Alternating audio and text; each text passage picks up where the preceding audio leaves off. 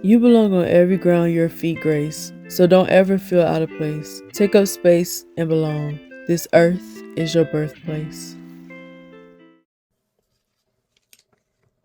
Hey loves, welcome back to another video. In this video, I'm going to give y'all a review at Santa's Coming to Town. It's I think it's a short, is it a short story? A novella, short story, something like that, by B Love. But it's a book, and it's a Christmas story. Another Christmas story, I know. But it seemed like it was going to be good, and I wanted to read a Christmas story. Like I said, I'm not really a person that likes Christmas movies or Christmas stories, but I was trying to give them a chance this year. So yeah, and I think I read this way before Christmas. Did I? Yeah. I think I read this like way before Christmas. But so the prologue starts with Nobu waiting for Hendrix to come home so they can put up the Christmas tree together, because that's like their tradition as married people. So they're texting each other. Hendrix tells her he's going to be late, but Nobu was falling asleep. And like she's trying so hard to wait for him to come home. And when he finally comes, like she's like dozing off or whatever. He gets home and she's ready to put up the Christmas tree, but he wants to go to a work event. Like, you just came from work, now you want to go to work again. You think that just because it's an event that it's not work, but it's actually work because it's a work event. Like, you're not... I don't want to go, but he tells her he just got a raise. Noble was happy for him, but isn't at the same time, because he promised her he'd slow down at work so they could have kids. His raise also comes with a move, and Nobu doesn't want to move.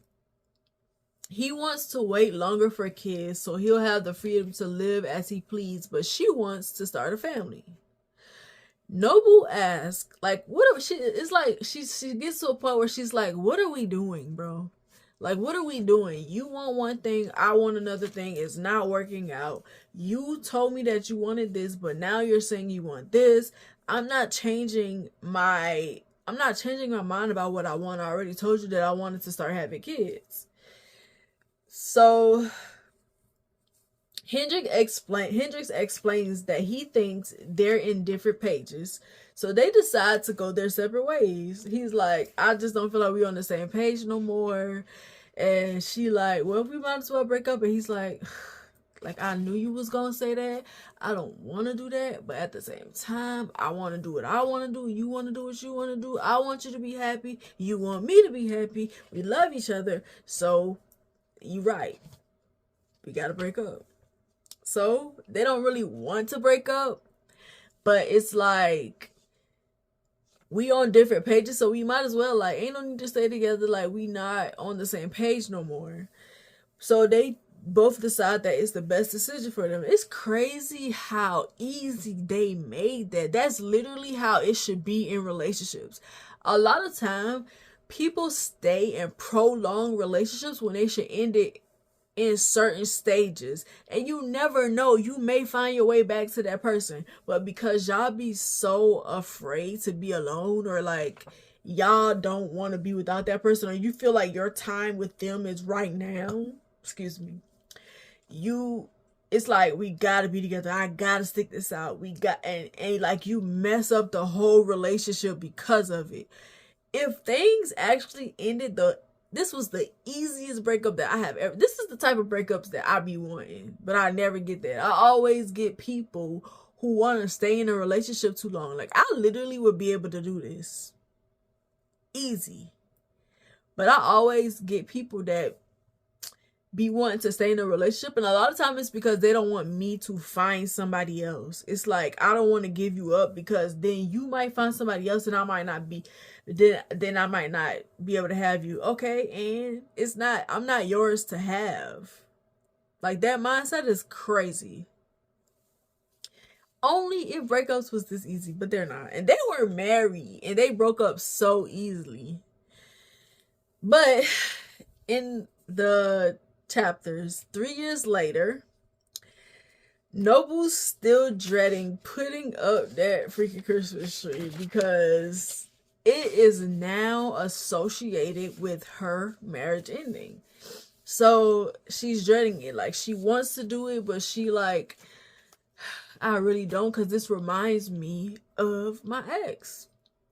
And I don't want to be reminded of my ex. So her mother invites her to the yearly church event, but she's not really feeling it this year. Like, she's not feeling Christmas. She's still a little depressed after having to break up with her husband or whatever. So she's like, I don't want to go. But she got to be up to something, because if she invited me to a Christmas event knowing that I don't really go, I haven't gone in a minute, she up to something. So she like, you know what, I'ma come, because I know you up to something, so I'ma just come and see what it is. So she finally agrees to go, and when she shows up, her family greets her, and her mother ushered her inside the church down the aisle, and is like, here's Santa. Like, look at the kid sitting on Santa's lap. And so like she sees the kid sitting on Santa's lap, telling them what they wanted for Christmas. Then she realizes the man in the Santa suit is her ex-husband, Hendrix, which is why her mom wanted her to go to the church or whatever. So she like, okay, cool, I'm gonna sit in Santa's lap too and tell him what I want. So she did. But when she got there, she just started crying, like bawling her eyes out. He took her in the bathroom so she could get herself together. While in the bathroom, they almost had sex. I'm like, y'all is nasty. Y'all about to have sex in the church. Y'all not married. Do married people have sex in the church? Like, when y'all get married, do y'all like... Because if not, then y'all are doing it wrong. Sorry. But they almost had sex in the church. But they stopped themselves and like, okay, we tripping. Like, we really tripping. Like, let's get out of here. We tripping. So, okay, yeah, they went to Noble's house and had a much needed conversation, realizing that they divorced for no reason, since neither was happy without the other. I disagree. I feel like in that moment, they made the right decision, but that don't mean that y'all gonna be happy. It was the right decision, because it would have been unfair to keep each other in that relationship knowing that y'all wanted different things. But let's get back to the story. They have sex. Even I'll talk about that at the end. And when Noble wakes up the next morning, he's still there. Hendrix is still there. They drink coffee together and they talk. Hendrix admits that he misses her and wants to make her his wife again. He also mentioned starting the family she always wanted. Noble kisses him to shut him up, because like, she's speechless. She's like, I can't believe it. Like, we feel the same way. Oh my God. But y'all didn't feel that way when y'all were together. I just want to keep bringing it back to there. Y'all didn't feel the same way when y'all was together. Now y'all feel the same way because y'all spent time without each other. And now the things that y'all thought that y'all wanted wasn't as important as y'all thought it was. But if they would have stayed married, they wouldn't have came to that conclusion. I don't think that they would have came to that conclusion. I think she would have been like, okay, cool, we can move. And she would have been miserable not being able to get what she wanted. One of them would have had to compromise, and they would have been miserable, and they wouldn't have came to that conclusion together. So they needed to separate to see that, which sometimes is necessary in real life. But she kisses him because she doesn't really know what to say, because he's saying everything that she feels, basically. But he insists that they belong together, but decides to take it slow, like Noble wants. Because she's like, all the stuff that you're saying is what I want to hear, but at the same time, I don't know, like if I don't know, like if I can like trust that this is for real or whatever. So let's take it slow. Um, they have sex again, and she sends him to buy a plan B. He doesn't want to since they both still want to start a family, but he does it anyway for her. So it's like, girl, I want to have this baby, but oh, I'm gonna buy your plan B. And I just feel like they just kind of have the perfect relationship because even though they both still want this, he's still respecting her boundaries. Men take notes because a lot of y'all don't do that. Y'all try to flip the situation and try to make it a big deal when you don't want that baby for real. You just want that lady.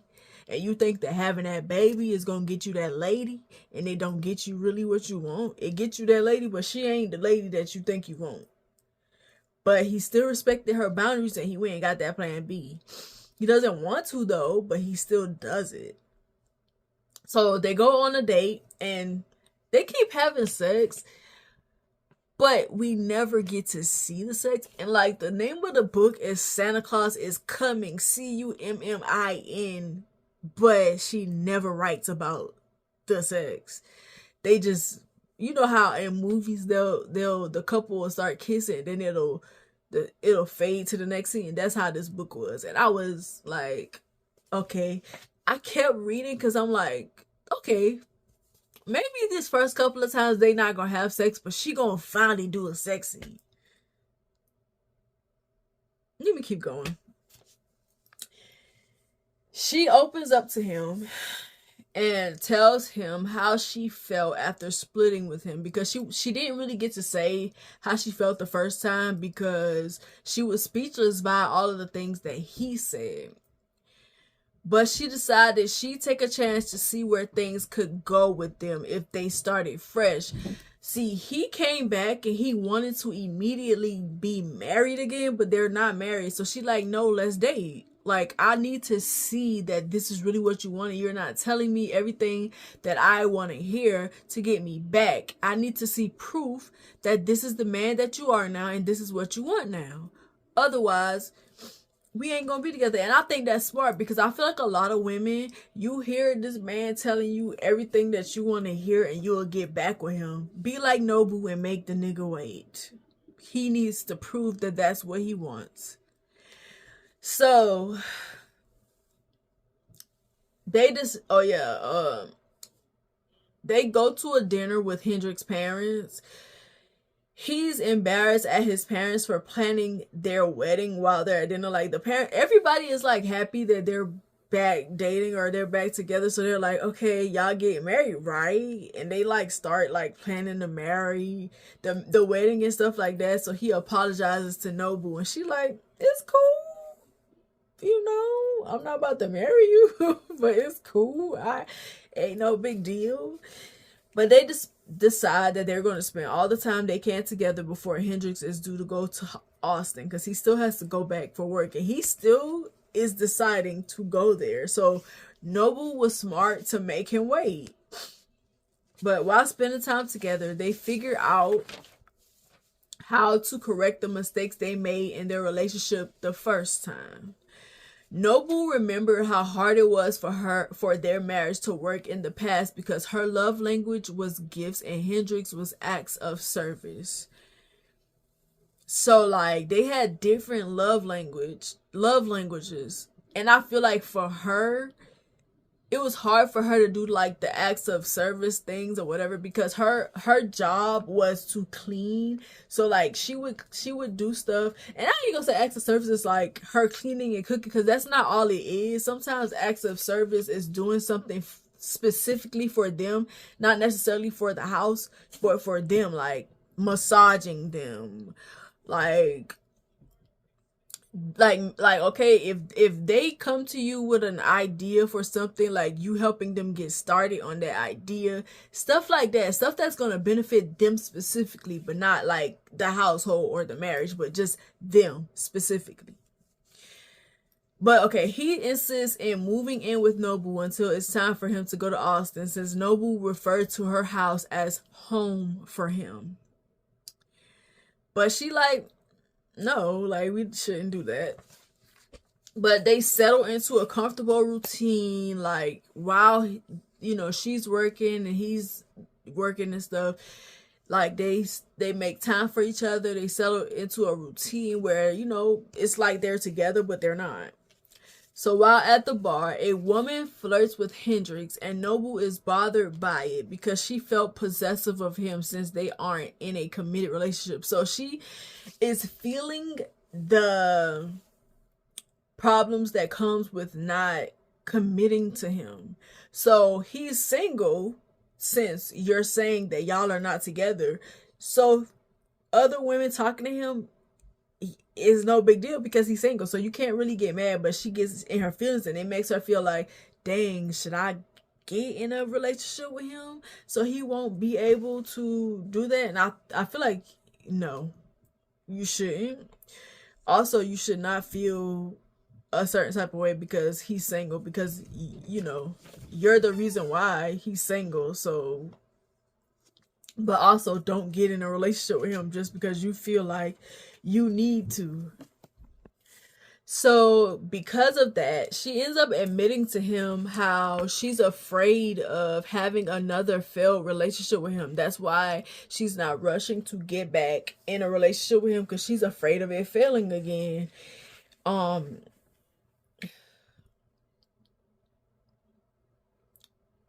I think she goes and talks to her, or does she talk to her mama about the failed relationship? Yeah, she's talking to her mama about the failed relationship thing.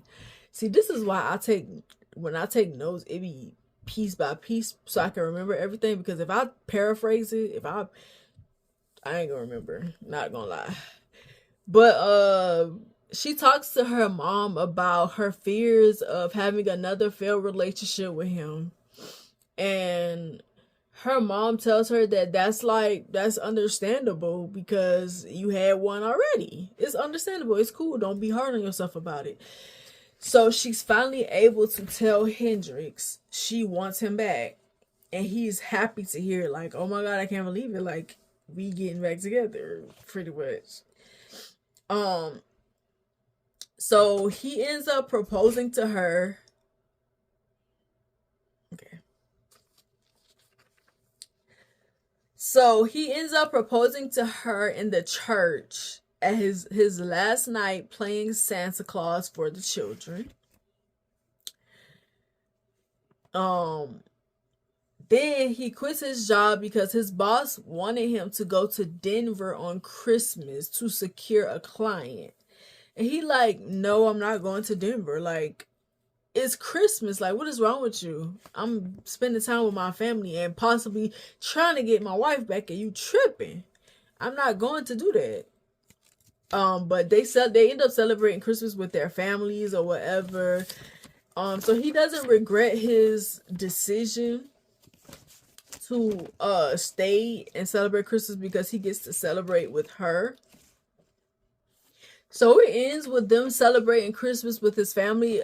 Remember, Noble's love language is gifts. So I think he gives her the money to buy the house or something like that, to buy the house. Yeah. So they won't have to pay for it to buy the house, so like they can move in together or whatever. He also gives her some other gifts too. Was it a car? It was something. I don't know. I don't remember, but I remember him giving her some gifts that she just was like over the moon about. Like, she was so happy about them or whatever. So it ends with them celebrating with their family and like him giving her those gifts and her being happy about him separated. But in the epilogue, Noble announces that she's pregnant, and Hendrix is so happy. He cries. Like, they share like a beautiful like moment, and like the story ends there. I think she goes to her house and she's like cooking dinner or whatever like that for him. He comes over and like she announces that she's pregnant, or he guesses it or something like that. I think he guessed it or something, and she's like, dang nigga, I wanted to tell you myself, why did you guess? But he was happy. He starts to cry, and like it ends the story. Like, the story ends like that, and it was a good story. I gave it a 4 out of 5, but I didn't like that there were no sex scenes. Like, the name of it is Santa. I'm very fine with a story that doesn't have sex scenes, but the name of it was Santa is Coming to Town with Cummin. I expected cum. Like, I expected some cum, and I didn't get it. And it kept making me feel like I was being teased. And I guess now I know how niggas feel when I be doing that to them. Anyway, still, like, I think it was a great story. I love the way she wrote it, the dynamic between the couple, how mature they were about a lot of the situations or whatever. Because you really don't see stories like that. It's usually like drama a lot of the times because people make decisions that their spouse want them to make in order to make them happy. They make compromises that they shouldn't make, and then they regret it, so it causes drama. But the way that they were able to both fight for what they wanted in the moment and then come right back and be like, what I wanted didn't work out, so I'm willing to compromise for real now. Like, I'm willing to be with you. I'm willing to do whatever it takes to be with you. And they did just that, and they ended beautifully. But I wanted sex scenes. That is the only reason why I'm not giving it 5 stars, because I wanted sex scenes. I wanted there to be cum. But I got over it. But it's a good story. Even though Christmas is over, I still think it's a good read. Just because of the dynamic between the two characters or whatever. So I think that it was a great dynamic. But like I was saying, it was a good story overall. The only thing that I would change about it is that there are no sex scenes, but I still think that it's worth the read. So that's why I gave it 4 stars. Thank y'all for watching this video. If you've read that story, let me know what you think about it. And if you've read it after watching this video, if you're going to read it after watching this video, come back and let me know what you think about it so we can get the discussion going. How y'all feel about Nobu and Hendrix as a couple? Do y'all think that they made the right decisions the first time, or did y'all think that they made the wrong decisions? I still stand by what I say. I think that they made the right decisions to split, because I don't feel like they would have came to the conclusion they came to if they would have stayed together. I think the marriage would have still ended somewhere down the road, because somebody would have had to make a compromise that they would regret, and eventually they would have to deal with that. But thank you for watching this review. I will see you in the next one. Bye. Before you go, check out my website at srgrahamwrites.org and subscribe to my mailing list to get exclusive updates on works in progress, other news, and blog posts. Thank you.